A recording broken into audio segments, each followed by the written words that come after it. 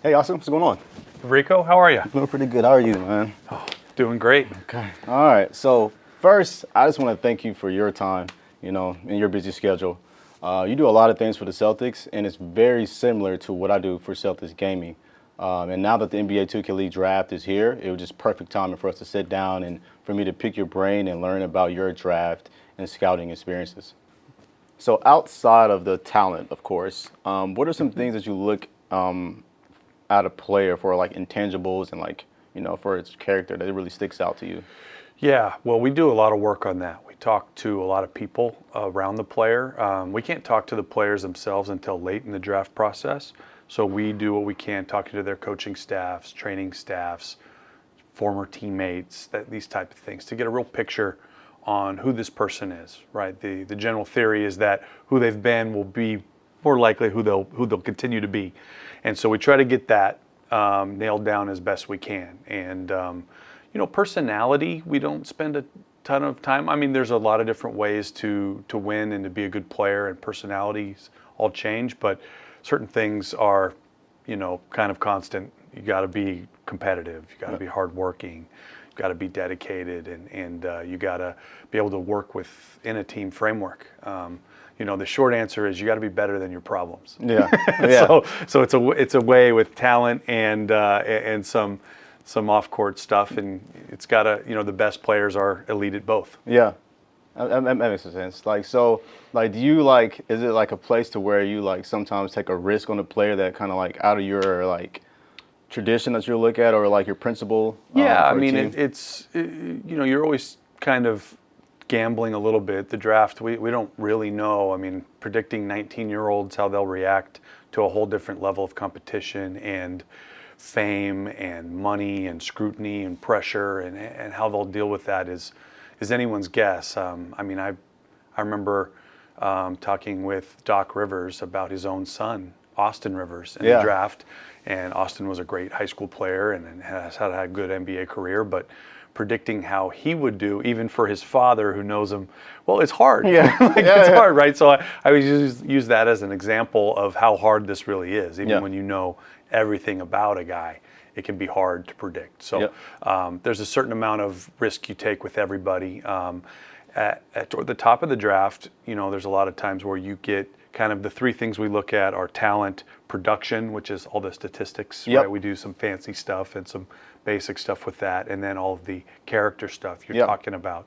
We look at those three buckets, and toward the top of the draft, you can get guys with all of those things. Jaylen Brown, Jason Tatum, right? And then sometimes down toward the bottom of the draft, you might have to take a risk on one of those things improving. And so you just have to do what you can. Yep.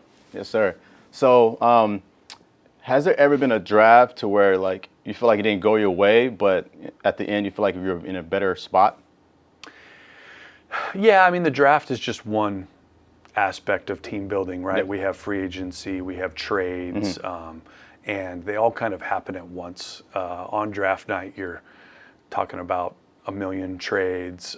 Free agency starts in a week, so you're trying to guess how that will shape up, and then you've got trades and the picks themselves all going at once. So draft night, there's so many times where you feel like you hit a home run with a trade or a pick, or you struck out, and then a week later everything flips and it all changes. I mean, it's all going fast. Yep. Now that you talk about that, how do you deal with the stress, leading up to draft day? What are some things that you do? Yeah, it's a lot of fun for me. Yeah. I think it's great. The stress I feel a lot more during playoff series. Oh, yeah. And things, the draft, it can be tense and stressful, but again, everything's moving so fast, it almost feels like a game where you can't feel it until maybe afterwards, where you go, wow, we just made 3 huge decisions. I hope they turn out. But in the moment, it's kind of moving, and you just roll with it. How much is your chemistry, how they play together, similar to the way we look at it? Because we spend a lot of time thinking about that. Yeah, so it's very tricky with gamers. They really don't come from traditional sports, so it's really me coaching them up. I know you had a lot of different experiences with Maine Celtics. You did a lot of different things with them, And it's like kind of like the same thing. I'm kind of like a dad, kind of like the cook. I'm kind of like the everything when it comes to, in the 2K league. And I'm really teaching them about like this teamwork, because it's like kind of like their first time really working on teamwork, because they're just coming from a gaming background, not really from a sports background. So like the chemistry thing is everything. It's like we really get a lot of feedback when scouting players from our players to make sure like we're in sync and not having a bad start at the beginning of our season due to chemistry issues. We've been doing this for going on 6 years now, so it's still a young league, and we come to find out like transparency with players, and it's everything, lineup situations changing, different archetypes, meaning archetypes in 2K is several different archetypes that you can really strategize for your team, and it's really being transparent with moves like that with the players. You find out to really help our players grow and be better players, in line with our principles.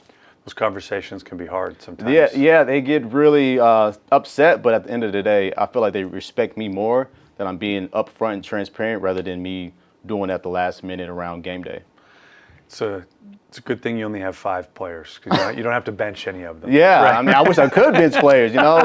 Sometimes players, That's a good point. They get frustrated, and you have to really fix that issue. And you have to really sacrifice and really service the players and make sure they're aligned going into game day, because sometimes they kind of get frustrated and really kind of take it out on yourself or on the players. That's on the interesting. team. I hadn't thought about that. Obviously, playing time is kind of the big carrot. Yeah. We have a big tool we use to help players motivate them. Yeah. Right? And if you can't pull them aside and sit them down for a half, that's hard. Yeah, you got to really fix it right there, and then like a lot of the times I'm kind of like a player coach, so I allow my players to really come over to my apartment any time of the day, especially during the season.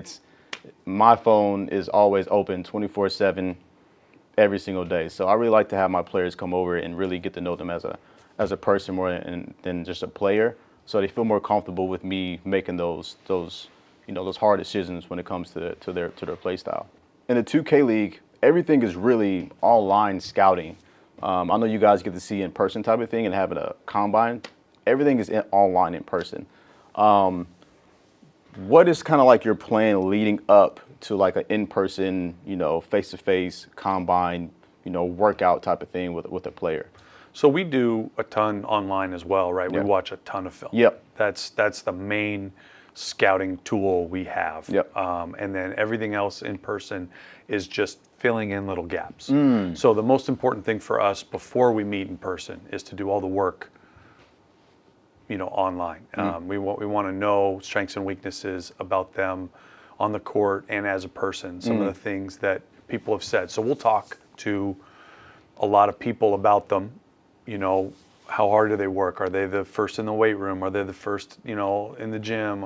Do they stay out of trouble off the court? Yeah. And are they dedicated? And we get all these opinions about them. So then when I sit down face to face and can ask them, I have an idea of what to ask them and get their perspective on. Because sometimes their view is different than the assistant coaches said about them, and it's good to hear their version of kind of how they see themselves. And it's if 4 staff members said he's not the hardest worker on our team, and he says I'm the hardest worker, I'm the first one there, and then we go, okay, well, what about him? Are you in before him? Are you in before him? Are you in before?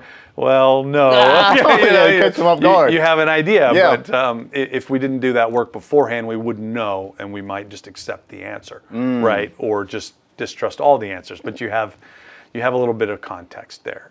So it's not, you're not learning a ton. But you're filling in a little bit of gaps. The other things we like to ask about, just get them to speak openly and honestly about themselves. And some guys are a little more realistic about where they are and who they are and where they fit into the grand scheme of things. If you're sitting there and talking to a guy who you're evaluating for the 55th pick, and he insists that he's the best player and going to lead the NBA in scoring and things, you go like, that might be hard to get him to. He may not play for 3 years, and this might be tough, right? So we'd like to talk to them about how they view themselves. Going back to transparency, like how are those conversations, with the player that, letting them know they're not going to play in the starting lineup for a while, for a couple of years? Like, how is those type of conversations?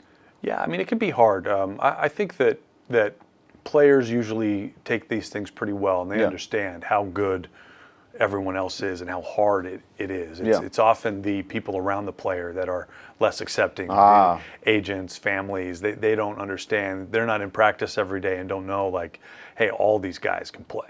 And it's a hard, tough world out there. And the players have to look at their teammates in the eyes every day, and they know where they're at, and sometimes the people around them don't understand these things. And so it's a collaboration with all those things. That's awesome. I really appreciate your time. Like, this is great. Like, I always wanted to meet you before. Like, I followed you years back, and really respect what you did with the Maine Celtics. Like, doing a lot of different things, and like film, like hosting shoot-arounds for the players, like coaching. You do a lot of things. So I just really honored to have when I was coaching in Maine, we did all sorts of things. One summer I did clinics and Dunkin' Donuts parking lots all over Maine. Really? that was really? an adventure. Yeah, that's the minor leagues, man. Yeah. It's like the movie Semi-Pro. You're doing some stuff. I love that movie. You're doing some stuff. Yeah. Well, sir, thank you, Mr. Ainge, for taking the time to talk to me again. We're all looking great. Celtics looking great. Hopefully we can carry that on to Celtics gaming. It was a lot of fun, and best of luck. We're following you guys. Yes, sir. Thank you.